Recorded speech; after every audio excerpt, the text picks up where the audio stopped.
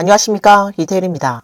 최근 한 중국 남성이 영상에서 대중에게 더 이상 강권에 고개 숙이지 말자고 호소하며 공개적으로 중공의 도전장을 내밀고 우리는 이제 더 이상 두렵지 않다라고 외쳤습니다. 이 영상은 인터넷상에서 빠르게 퍼지며 큰 화제를 불러일으켰습니다. 그들은 여러분이 두려워하기를 바랍니다. 두려워서 입을 다물고 두려워서 모든 것을 잊어버리길 바라죠. 하지만 오늘 이 선전포고는 당신들에게 분명히 말하기 위한 것입니다. 우리는 더 이상 두렵지 않습니다. 모든 강권과 억압, 이제는 더 이상 받아들이지 않겠습니다. 당신들의 전술은 여론의 날카로운 비판 아래 놓인 존 기호랑이에 불과합니다. 정의의 그물은 이미 던져졌고 첫 번째 응답은 단지 하나의 계기만을 기다리고 있습니다. 기억하세요. 정의를 위한 이 싸움은 결코 끝나지 않을 것입니다. 두려움은 그들이 가진 마지막 무기일 뿐입니다. 이 영상은 수많은 네티즌들의 공감을 불러일으켰고 댓글창에는 국민이 깨어났습니다. 이제는 죽음도 두렵지 않아요. 깨어난 모든 분들이 용기 내어 일어서길 바랍니다. 불의 앞에서는 반드시 목소리를 내야 합니다. 방관자가 되지 마세요. 그렇지 않으면 다음은 당신일 수도 있습니다. 전국 국민 각성 지지합니다. 다양한 반응이 쏟아졌습니다. 현재 이 남성의 신원은 아직 확인되지 않았습니다. 어떤 사람들은 그가 제대한 퇴역 군인일 것이라고 추측하고 있으며 또 어떤 이들은 변호사일 가능성도 있다고 보고 있습니다. 해외 네티즌 중 한 명은 백성들을 죽음조차 두려워하지 않게 만들었는데 그런 폭정의 끝이 멀지 않았다라고 논평했습니다. 중국 경제가 침체기로 접어들면서 점점 더 많은 실업자들이 배달 일을 생계수단으로 삼고 있습니다. 통계에 따르면 중국의 배달원 수는 이미 1,400만 명을 넘어섰습니다. 하지만 배달 플랫폼은 계속해서 알고리즘을 통해 배달 시간을 압박하고 있고 라이더들은 노조 조직이 부족한 탓에 플랫폼과 맞설 수 없어 극한 시간 안에 달려야만 겨우 적은 수입을 벌 수 있는 상황입니다. 최근 중국에서는 외식 배달원들의 집단 권익 요구 사건이 잇따라 발생했습니다. 2025년 12월 29일 사천 자공에서는 100명이 넘는 배달원들이 단지 관리 측에 도로 봉쇄에 불만을 품고 거리로 나와 항의했고 단지 측이 설치한 바리게이트를 철거했습니다.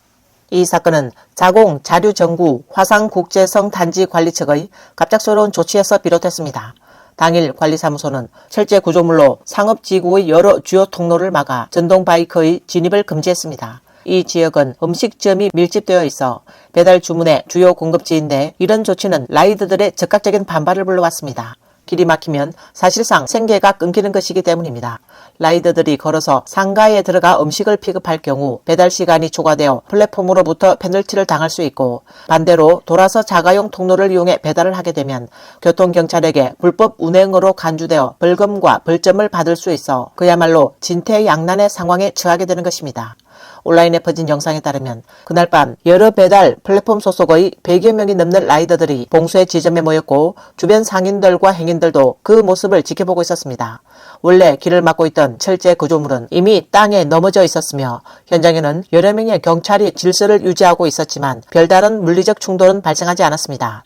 사천 자공 사건이 발생하기 불과 일주일 전에도 호남 장사에서 유사한 사건이 벌어졌습니다. 한 아파트 단지에서 배달 라이더들이 전동 바이크를 타고 들어가 배달하는 것을 금지한 것이 발단이었습니다. 이 조치에 반발해 여러 배달 플랫폼 소속의 라이더들이 현장에 몰려와 함께 항의했습니다. 12월 22일 장사시 악록구 매개호에 위치한 한 주택단지에서 배달 라이더는 오토바이를 타고 단지 내로 진입할 수 없다는 규정을 시행하자 이에 불만이 폭발해 수백 명의 라이더들이 단지 주변에 모여 항의했습니다. 사건은 장사의 한 아파트 단지에서 발생했습니다. 한 배달원과 주문을 배달하려고 단지 안으로 들어가려 했는데 경비원이 가로막고는 도보로만 배달하라고 요구했습니다. 문제는 이 아파트 단지의 길이 미로처럼 복잡해서 왕복하는 데만 최소 20분은 걸린다는 점이었습니다. 주문 시간이 곧 초과되기 직전이라 배달원이 아무리 경비원에게 설명을 해도 전혀 소용이 없었습니다. 그런데 어처구니 없는 건 택배는 들어갈 수 있고 생수 배달도 가능하며 입주민들은 오토바이를 타고 마음대로 드나들 수 있는데 유독 배달원만 안 된다는 것이었습니다. 배달원은 차량 진입대 뒤따라 들어가 보려 했지만 경비원이 즉시 바닥에 드러누워 고통스럽게 울부짖으며 지원을 요청했습니다. 이 사건은 단순한 음식 배달 분쟁에서 가문의 명예를 건 결사항전으로 번졌습니다. 곧이어 안경을 낀 한 입주민이 나서더니 배달원의 얼굴을 손가락으로 가리키며 온갖 욕설을 퍼부었고 그 말의 뉘앙스는 배달 같은 일 하는 사람은 하찮다는 식이었습니다. 그 발언이 기폭제가 되어 상황은 걷잡을 수 없이 악화되었습니다. 현장에서 촬영된 영상에 따르면 메이트한, 알리바바 산하의 타오바오, 번개 배송 등 플랫폼 소속 배달 라이더들이 아파트 단지 입구에 모여 구호를 외치며 단지 관리 측의 해명을 요구했습니다. 해당 소식이 라이더들 사이의 단체 채팅방을 통해 빠르게 퍼지면서 점점 더 많은 라이더들이 현장으로 몰려들었고 이로 인해 시위 규모는 계속 확대되었으며 밤늦게까지 이어졌습니다. 그 과정에서 공안, 특수경찰, 교통경찰 등이 차례로 현장에 도착해 질서 유지에 나섰고 23일 새벽에 현장 조명이 꺼진 뒤에야 군중이 서서히 흩어졌습니다.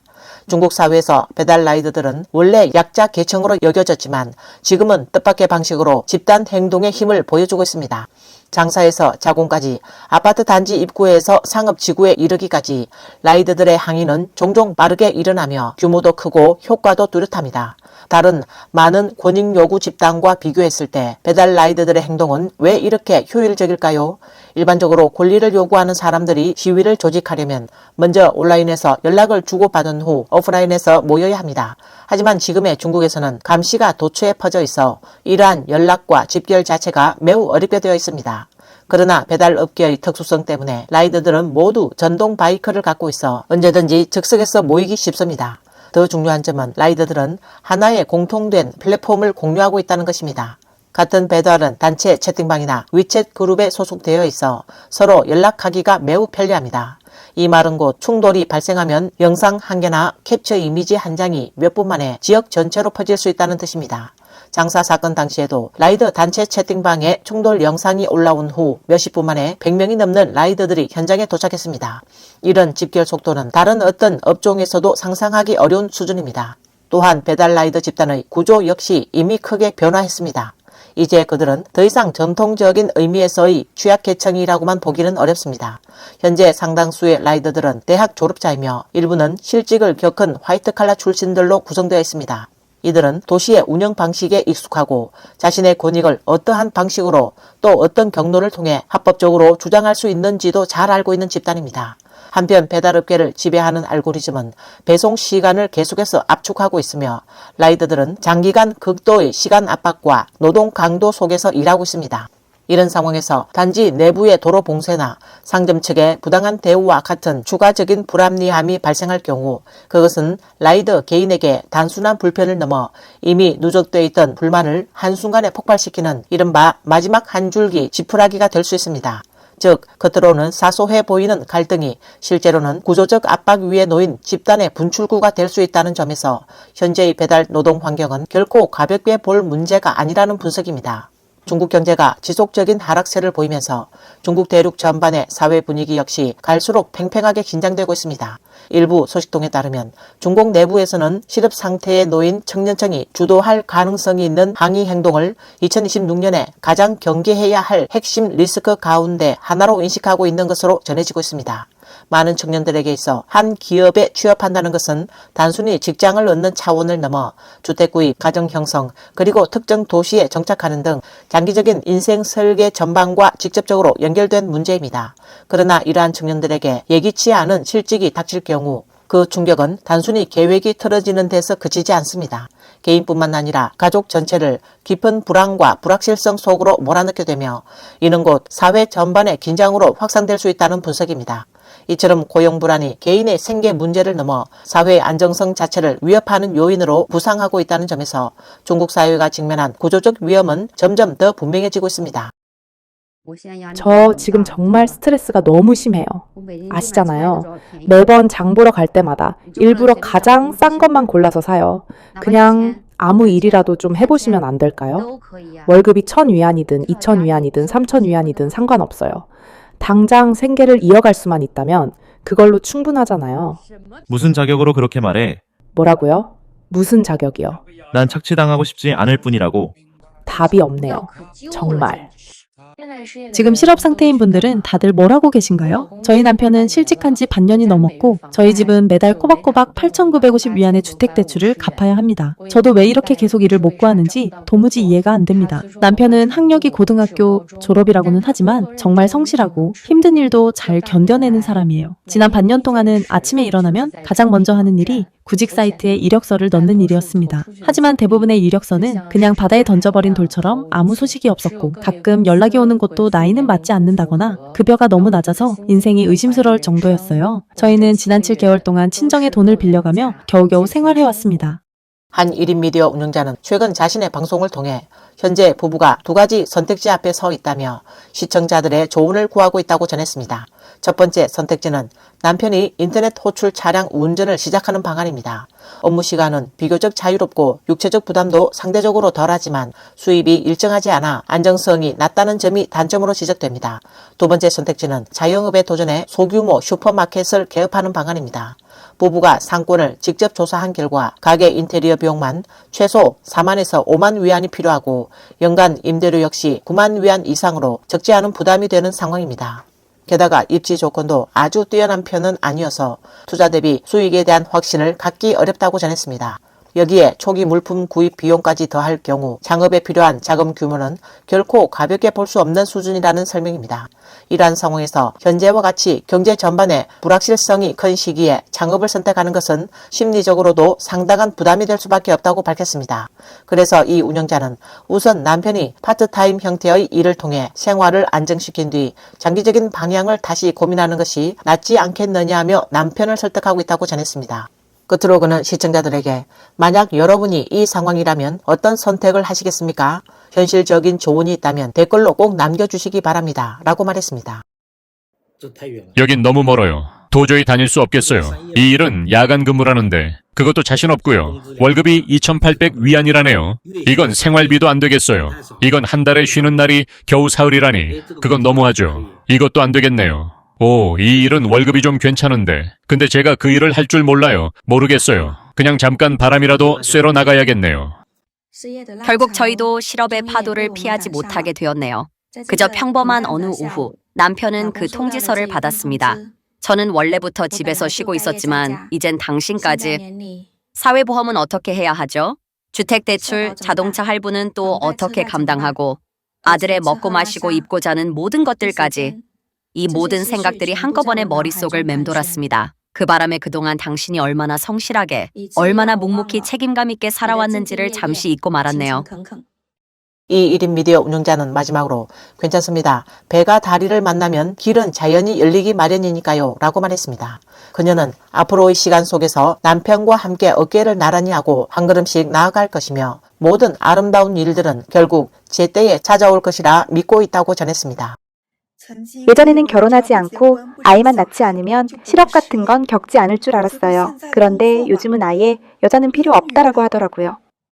실직했습니다, 여러분. 저는 올해 37살이고요. 어젯밤 12시가 넘어서야 집에 도착했는데 아내가 저를 보더니 왜 또 신용카드를 썼냐며 묻더라고요. 이전 것도 아직 갚지 못했는데 또 긁었다고요. 결국 더는 버티지 못하겠더라고요. 너무 지치고 힘들어서 그냥 솔직히 말하기로 마음먹었습니다. 그래서 아내에게 털어놨어요. 나 몇 달째 월급을 못 받고 있었다고요. 신용카드를 조금씩 써서 생활비에 보탰다고요. 아내는 당연히 많이 화가 났습니다. 저 다음 달엔 또 감봉된대요. 저희는 아직 주택 대출도 남아있고 솔직히 다음 달엔 대출금조차 못 갚게 될까봐 걱정이에요. 그의 아내는 깊은 서운함을 드러내며 이미 상황이 그렇게 어려웠다면 왜 조금 더 일찍 저에게 말씀해 주지 않으셨나요?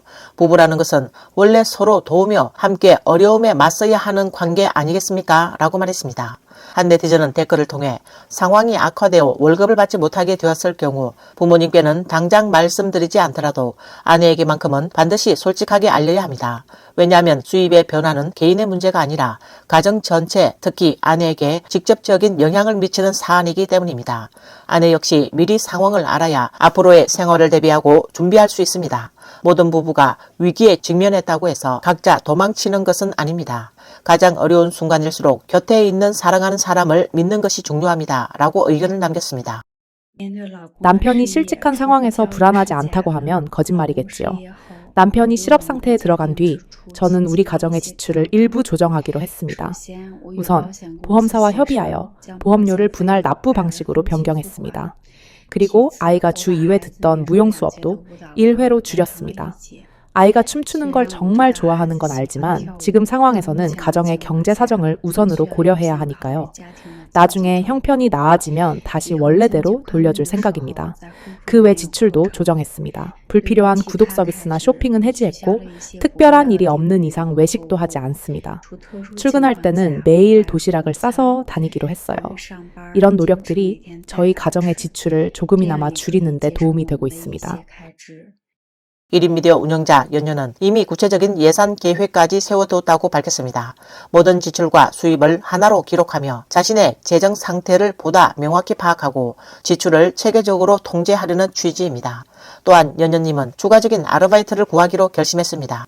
시간제 근무나 배달 아르바이트 등 가능한 일부터 하나씩 시도해 수입을 조금이라도 늘리고 현재의 생활 압박을 완화하겠다는 판단입니다. 그녀는 삶은 결코 노력하는 사람을 저버리지 않는다는 믿음을 갖고 있다고 전했습니다. 이 1인 미디어 운영자에 따르면 남편은 몇 개월간의 실직 상태 끝에 결국 마음을 다잡고 배달 일을 시작하기로 결정했습니다. 첫날 근무 시간은 9시간을 넘겼고 총 26건의 배달을 완료해 165위 안의 수입을 올렸다고 합니다. 비록 육체적으로는 힘든 하루였지만 부부는 오랜만에 다시 움직이기 시작했다는 사실만으로도 큰 기쁨과 보람을 느꼈다고 전했습니다. 그리고 오늘 남편이 배달을 나간 하루 일정은 이랬습니다. 아침 10시 조금 넘어서 집을 나섰고요. 오후 2시 반쯤 잠깐 집에 들러 점심을 먹었습니다. 그 뒤로는 한참 낮잠을 잤고 오후 5시 반쯤 다시 배달을 나갔어요. 저녁 8시쯤에 다시 집에 들어와서 아들 숙제 좀 도와주고 저녁도 같이 먹었습니다. 그리고 밤 9시쯤 다시 배달을 나가서 밤 12시가 조금 넘은 시간에야 집에 돌아왔어요. 1인 미디어 운영자는 남편은 집에 돌아온 뒤 하루 동안 어떤 사람들을 만났는지 어떤 일들이 있었는지를 매우 들뜬 모습으로 계속 이야기했다고 합니다. 예전과 비교해 말수가 눈에 띄게 늘었고 표정도 한결 밝아졌다고 전했습니다. 그녀는 남편이 배달 일을 시작하게 된 것이 참으로 잘된 선택이었다고 평가했습니다. 단순히 생활비에 보탬이 되는 것을 넘어 더 중요한 변화가 있었다는 것입니다. 그는 다시 일상 속으로 돌아오며 삶의 리듬을 되찾고 있었고 그 과정에서 잃어버렸던 자존감 또한 조금씩 회복하고 있었다고 말했습니다. 운영자는 바로 이 점이 이번 선택이 가져온 가장 큰 의미라고 덧붙였습니다. 남편은 정리해고를 당한 뒤 보상금 1만 4천 위안을 받았고 그 돈을 전부 저에게 주었습니다. 자기 몫으로는 단 한 푼도 남기지 않았어요. 저는 기쁜 마음에 바로 큰아이에게 1만 위안짜리 연간 인라인 스케이트 수업을 등록했고 3,700 위안짜리 피겨 인라인 스케이트 신발도 한 켤레 사주었습니다. 그런데 이 사실을 알게 된 남편은 그 자리에서 격분했고 미친 사람처럼 저를 마구 때렸습니다. 저는 남편의 행동에 완전히 얼어붙고 말았습니다. 몸의 통증과 정신적인 공포가 한꺼번에 몰려와 순간 어떻게 해야 할지 전혀 알 수가 없었습니다. 평소에는 저에게 그렇게 다정하고 사려 깊던 남편이 아이의 취미 수업을 등록했다는 이유만으로 저에게 손을 댈 줄은 정말 상상조차 하지 못했습니다. 남편은 화가 난 채로 큰 소리로 외쳤습니다. 지금 나는 실업자고 우리 당장 먹고 사는 것도 힘든 상황이야. 이런 때에 무슨 취미 수업이야? 이렇게 큰 돈을 쓰면서 나한테는 한마디 상의도 안 했잖아. 그 순간 제 눈앞에 있는 남편은 너무도 익숙하면서도 동시에 너무나 낯선 사람이었고 제 마음속에는 깊은 절망과 억울함만이 가득 차올랐습니다. 한 네티즌은 만약 지금 일을 하고 계신 상황이라면 남편을 용서하는 선택을 하게 될 수도 있을 것입니다. 그러나 현재 일을 하고 있지 않다면 먼저 스스로를 돌아볼 필요가 있습니다. 한 번에 그렇게 큰 돈을 지출한 결정이 앞으로 이 가정이 어떻게 살아가야 할지에 충분히 고려한 선택이었는지 자문해 봐야 한다는 것입니다. 한 가정을 책임진다는 것은 그 자체로 매우 큰 부담입니다. 만약 남편의 실업 보상금이 당신의 지출로 거의 소진되었다면 그가 느꼈을 심리적 압박과 부담은 상당했을 것이며 그러한 감정은 충분히 이해할 수 있는 일이라고 생각합니다. 라며 댓글을 남겼습니다. 제 차를 팔까 고민 중입니다. 저는 북경에서 일한 지 15년이 되었고 올해 39살입니다. 인터넷 대기업에서 정리해고를 당했고 그로부터 3개월 뒤 가구 판매업으로 직종을 바꿨습니다. 기본급은 4,500위안입니다. 저는 결혼하지 않았고 매달 주택대출이 4,500위안입니다. 10년 전 15만에서 16만 위안을 주고 산 차인데 주행거리는 겨우 4만 킬로미터 남짓이고요. 지금 팔아도 많아야 3만 위안 정도밖에 못 받아요. 13만 위안이나 가치가 떨어진 셈이죠. 차를 유지하는 데 드는 1년 비용, 보험료, 주차비, 정비 같은 부수적인 비용만 해도 10,000위안 정도입니다. 기름값은 그마저도 제외한 겁니다. 지금 제 수입으로는 차량 유지비를 감당하기 어렵습니다. 실업 상태였던 지난 3개월 동안은 거의 버스, 지하철, 자전거로만 이동했고요. 차는 단 한 번도 몰지 않았습니다. 그냥 세워두면 상태가 나빠질까봐 그것도 걱정이에요. 어머니는 그녀에게 차를 너무 성급하게 처분하지 말라고 조언하셨습니다. 앞으로 필요할 때 차량이 있으면 훨씬 편리하고 지금 매각하더라도 큰 금액을 손에 쥘 수 있는 상황은 아니라는 이유에 쓰였습니다. 그러나 1인 미디어 운영자인 그녀는 마음이 매우 복잡한 상태라고 합니다. 지금 팔지 않을 경우 내년에는 차량 가격이 더 떨어질 수 있다는 점이 계속해서 걱정으로 남아 있었기 때문입니다. 그래서 그녀는 이렇게 되묻고 싶다고 전했습니다. 지금 이 시점에서 어떤 선택을 하는 것이 과연 더 현명한 판단일까요? 이에 대해 시청자 여러분의 의견을 듣고 싶습니다. 라고 밝혔습니다. 만약 지금 35세 이상이신데 실직하거나 정리해고를 당해 일자리가 없는 상태라면 지금 당신에게 남은 유일한 돌파구는 미친듯이 이력서를 넣고 미친듯이 면접을 보고 미친듯이 구직 활동을 하는 것뿐입니다. 지금 같은 구직 환경에서는 이력서를 100통 넣으면 적어도 한 번쯤은 면접 기회가 오지 않겠습니까? 그렇다면 1000통을 넣으면 면접이 10번, 1만 통을 넣으면 무려 100번의 기회가 생길 수 있는 겁니다. 하루에 이력서를 100통만 보낸다고 가정해보세요. 그럼 매일 면접이 생기고 매일 기회가 생깁니다. 그러니 누가 나이 들었다고 아무도 안 써준다고 말했나요? 계속해서 이력서를 보내기만 하면 반드시 반응이 돌아오고 그만큼 희망도 무한히 열려 있습니다. 곧 설이 다가오는데 부부가 둘 다 동시에 실직한 상황에서 이 명절을 어떻게 보내야 할지 막막합니다. 게다가 3살짜리 아이도 있고요. 주택 대출도 2건이나 있습니다. 한 달에 한 건은 1,900위안, 다른 한 건은 600위안 정도를 갚아야 합니다. 생활비 지출도 만만치 않고요. 뭐라도 해서 생활비라도 벌어야 하는데 내가 나가서 배달을 하거나 인터넷 호출 차량 운전을 해볼까? 그럼 건당번만큼은 바로 생활에 보탤 수 있으니까요. 기본적인 생계는 유지할 수 있을지도 모르겠네요. 그런데 이게 정말 괜찮을지는 모르겠네. 아니면 차라리 우리 둘 다 자격증 공부를 해볼까요? 저는 초급 회계사 시험에 도전해보려고요. 오늘부터 접수 시작이더라고요. 근데 뭐 딱히 소용이 있을 것 같지도 않네요. 오늘 뉴스는 여기까지입니다. 시청해주셔서 감사합니다.